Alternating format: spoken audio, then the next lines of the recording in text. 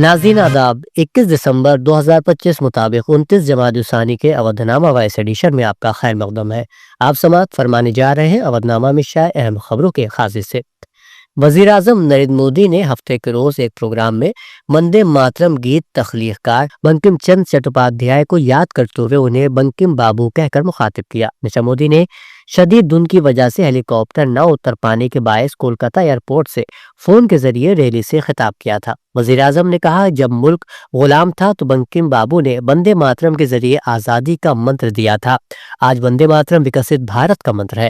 وزیر اعظم نریندر مودی نے مغربی بنگال کی حکمراں جماعت ترنمول کانگریس کو ترقی مخالف، بدعنوانی میں ملوث اور دراندازوں کو تحفظ فراہم کرنے والی پارٹی قرار دیتے ہوئے ریاست کے عوام سے پرزور اپیل کی ہے کہ وہ بھارتیہ جنتا پارٹی کا ساتھ دے کر ترقی کے لیے ڈبل انجن والی حکومت بنائے۔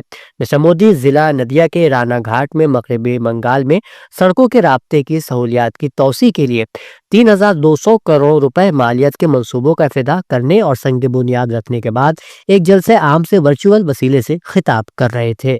کانگریس کی پارلیمانی پارٹی کی لیڈر سونیا گاندھی نے مودی حکومت پر الزام لگایا کہ وہ منریگا کی جگہ نیا قانون لا کر غریبوں کو روزگار کے حق سے محروم کر رہی ہے۔ انہوں نے یہ بھی الزام لگایا کہ مودی حکومت 11 سالوں سے اس قانون کو مسلسل کمزور کرنے کی کوشش کر رہی ہے اور اب اس نے غریبوں کے روزگار کے لیے بنائے گئے اس قانون کو ختم کر دیا ہے۔ دہلی سے جاری ایک ویڈیو پیغام میں سونیا گاندھی نے کہا کہ منریگا محض ایک سرکاری اسکیم نہیں بلکہ دیہی ہندوستان کے غریب، محروم اور بے زمین طبقات کے لیے روزگار کے قانونی حق کی ضمانت تھا، جسے کمزور کر دیا گیا ہے۔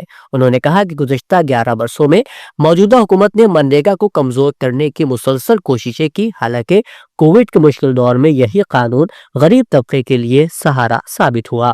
بنگلہ دیش کے میمن سنگھ ضلع میں ہندو نوجوان دیپو چندر داس کو پیٹ کر ہلاک کرنے کے معاملے میں 7 افراد کو گرفتار کر لیا گیا ہے۔ یہ اطلاع بنگلہ دیش کی عبوری حکومت کے سربراہ محمد یونس نے دی۔ ان کا کہنا ہے کہ ریپڈ ایکشن بٹالین نے مختلف مقامات پر چھاپے مار کر تمام مشتبہ افراد کو حراست میں لے لیا ہے۔ پولیس کے مطابق یہ واقعہ میمن سنگھ کے بھالو کا علاقے میں پیش آیا، جہاں 27 سالہ دیپو چندر داس کو توہین مذہب کے الزام میں مشتعل ہجوم نے تشدد کا نشانہ بنایا تھا۔ SIR کو لے کر بھارتیہ جنتا پارٹی نے پوری طاقت لگا دی ہے۔ اسی سلسلے میں ہفتے کو BJP کے ریاستی ہیڈ کوارٹر میں پارٹی کے اعلیٰ رہنماؤں نے ووٹر لسٹ کی خصوصی گہری نظر ثانی یعنی SIR کے معاملے پر غور و خوض کیا۔ اس میٹنگ میں BJP لیڈر JP نڈا، وزیر اعلیٰ یوگی آدتیہ ناتھ اور نو منتخب ریاستی صدر پنکج چودھری سمیت پارٹی عہدیداران شریک ہوئے۔ JP نڈا نے پارٹی عہدیداروں سے کہا کہ اگر 2027 کا انتخاب جیتنا ہے تو SIR میں پوری طرح فعال رہنا ضروری ہے۔ وہیں وزیر اعلیٰ یوگی آدتیہ ناتھ نے کہا کہ اپوزیشن کے مقابلے BJP کے کارکنوں کو کہیں زیادہ سرگرمی کے ساتھ SIR میں حصہ لینا ہوگا۔ وزیر اعلیٰ نے دو ٹوک انداز میں کہا کہ BJP کے رکن سست ہیں، انہیں تمام کام چھوڑ کر ووٹر لسٹ سے غلط نام کٹوانے اور اہل افراد کے نام جڑوانے میں لگ جانا چاہیے۔ اتر پردیش کے نائب وزیر اعلیٰ کیشو پرساد موریہ نے کہا کہ ترقی یافتہ ہندوستان کے عزم کو دیہی خواتین کے معاشی طاقت کے ذریعے ہی پورا کیا جا سکے گا۔ خواتین کو بااختیار بنانے کے ذریعے ایک خود انحصار گاؤں اور ایک خوشحال ملک کی تعمیر ممکن ہے۔ سیلف ہیلپ گروپس کی طاقت سے دیہی ہندوستان کا مستقبل بدل جائے گا۔ لکھپتی دیدی ابھیان سے ہر گاؤں میں خوشحالی آئے گی اور خواتین کو عزت ملے گی۔ خواتین کی انٹرپرینیورشپ اور معاش کے فروغ سے دیہی معیشت مضبوط ہوگی۔ کیشو پرساد موریہ ہفتے کے روز محکمہ تعمیرات عامہ کے ہیڈ کوارٹر لکھنؤ میں واقع وشورایہ آڈیٹوریم میں اتر پردیش اسٹیٹ دیہی روزی روٹی مشن کے تحت کام کرنے والے افسران کی ایک اہم ریاستی سطح کی ورکشاپ سے خطاب کر رہے تھے۔ رحمت چیریٹیبل فاؤنڈیشن اور Farooqia educational and welfare society کے زیر اہتمام امسال عالمی یوم عربی کی مناسبت سے 2 روزہ جشن عربی کا انعقاد عمل میں آیا، جس کی افتتاحی تقریب آن لائن بشکل سیمینار منعقد ہوئی، جس میں لکھنؤ کے مختلف اداروں کے شعبہ عربی، فارسی اور اردو کے ریسرچ اسکالرس نے زبانوں کے مابین تاثیر و تاثر کے عنوان پر مختلف مقالے پیش کیے، جبکہ اختتامی تقریب کا انعقاد جامعہ حفصہ للبنات لکھنؤ کے آڈیٹوریم میں جامعہ کے ناظم قاری رضی الدین صدیقی کی زیر سرپرستی منعقد ہوئی، جس کے کوآرڈینیٹر ڈاکٹر انوار الحق اور کنوینر مولانا محمد علی نعیم راضی رہے۔ صدر تقریب مولانا ابو صہبان روح القدس ندوی نے اپنے خطاب میں عربی زبان کی تہذیبی اور تاریخی، اسلامی دنیا کی علمی تشکیل، قرآن و حدیث کے لسانی جمال اور عربی کی موجودہ عالمی صورتحال اور مستقبل کے امکانات پر تفصیلی گفتگو کی۔ پروگرام کے مہمان خصوصی ڈاکٹر ثمامہ فیصل، ایسوسی ایٹ پروفیسر شعبہ عربی، مولانا آزاد نیشنل اردو یونیورسٹی نے اپنے کلیدی خطاب میں عربی زبان کی تاریخ اور انسانی تمدن و معاشرت پر اس کے اثرات کو بیان کیا۔ تقریب میں رحمت فاؤنڈیشن کی جانب سے ڈاکٹر ثمامہ فیصل اور ڈاکٹر عائشہ قدسی قدوئی کو عربی زبان و ادب کی خدمات کے لیے غلام علی آزاد بالگرامی ایوارڈ سے سرفراز کیا گیا۔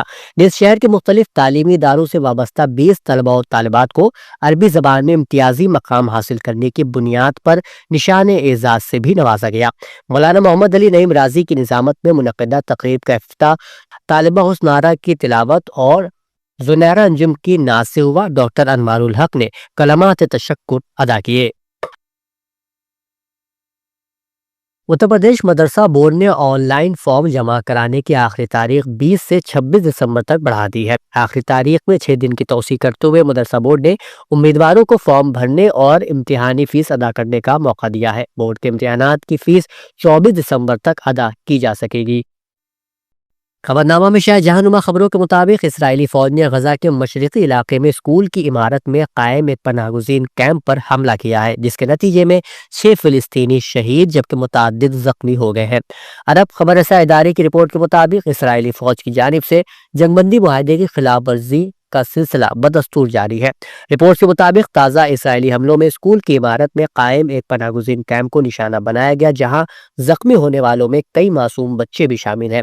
دوسری جانب WHO نے ممالک پر زور دیا کہ وہ غزہ کے مریضوں کے لیے دروازے کھول دے۔ عالمی ادارے صحت کے سربراہ نے خبردار کیا کہ اگر غزہ کے مریض علاج کے لیے بیرون ملک جانے یا مقبوضہ مغربی کنارے میں طبی انخلاء سے گزرنے کے قابل نہیں ہوتے تو مزید جانیں ضائع ہو سکتی ہیں۔ امریکی وزیر خارجہ مارکو روبیو نے کہا ہے کہ غزہ کے لیے نئے انتظامی ادارے جلد قائم کیے جائیں گے، جس کے بعد ایک بین الاقوامی فورس تعینات کی جائے گی، کیونکہ واشنگٹن اس علاقے میں نازک جنگ بندی کو مستحکم کرنے کی کوشش کر رہا ہے۔ سال کے خاتمے پر ایک پریس کانفرنس سے خطاب کرتے ہوئے روبیو نے کہا کہ غزہ میں موجودہ صورتحال برقرار نہیں رکھی جا سکتی اور نوٹ کیا کہ اکتوبر میں صدر ڈونلڈ ٹرمپ کی انتظامیہ کے ذریعے طے کی گئی جنگ بندی کے بعد سے اسرائیل نے حملے جاری رکھے ہیں۔ محر خبر رساں ایجنسی کی رپورٹ کے مطابق عدالتی حکام نے اعلان کیا ہے کہ اسرائیلی حکومت کے لیے جاسوسی کے جرم میں سزا یافتہ عقیل کشاورز کی سزائے موت پر ایران کی سپریم کورٹ کی توثیق اور تمام قانونی طریقہ کار مکمل ہونے کے بعد عمل درآمد کر دیا گیا ہے۔ کیس فائل کے مطابق کشاورز کو اسرائیل کے لیے جاسوسی کرنے، تلابیب حکومت کے ساتھ انٹیلیجنس تعاون برقرار رکھنے اور ایران کے اندر فوجی اور سیکیورٹی مقامات کی نگرانی اور فلم بندی کرنے کا مجرم پایا گیا تھا۔ ایرانی وزارت خارجہ کی ڈائریکٹر جنرل برائے انسانی حقوق فروزندہ بدیعتی نے متعدد ایرانی شہریوں پر کینیڈا کی جانب سے عائد کردہ نام نہاد انسانی حقوق کی پابندیوں کی شدید مذمت کی ہے۔ انہوں نے اسے ایک مداخلت پسندانہ اقدام قرار دیا جو اس ملک کے فیصلہ سازوں کی خود پسندانہ فطرت کا نتیجہ ہے۔ بدیعتی نے کینیڈا کی مداخلت پسندانہ اقدام کے کسی بھی قانونی یا اخلاقی جواز کی کمی پر زور دیتے ہوئے کہا ہے کہ کینیڈا ایران کے خلاف انسانی حقوق کے دعوے کرنے کی کوئی حیثیت نہیں رکھتا۔ انہوں نے مزید کہا کہ کینیڈا مقامی باشندوں کے انسانی حقوق کی منظم سرکوبی کا وارث ہے اور فلسطینیوں کے قتل و غارت گری میں نسل کش صہیونی حکومت کے ساتھ تعاون اور خطے کے دیگر ممالک کے خلاف جارحیت کا طویل ریکارڈ رکھتا ہے۔ انہوں نے کینیڈا کی جانب سے ایران کے ساتھ تعلقات کی یک طرفہ خاتمے اور کینیڈا میں مقیم ایرانیوں کو قونصلر خدمات فراہم کرنے سے انکار کی طرف بھی اشارہ کیا اور ان پالیسیوں کو انسانی حقوق کی سنگین خلاف ورزی قرار دیا۔ محر خبر رساں ایجنسی کی رپورٹ کے مطابق ایرانی صدر مسعود پزشکیان نے قطر کے قومی دن کے موقع پر امیر قطر شیخ تمیم بن احمد الثانی اور قطری عوام کو تہنیتی پیغام ارسال کیا ہے، جس میں ایران اور قطر کے درمیان تعلقات کو مزید وسعت دینے اور گہرا کرنے کی خواہش کا اظہار کیا گیا ہے۔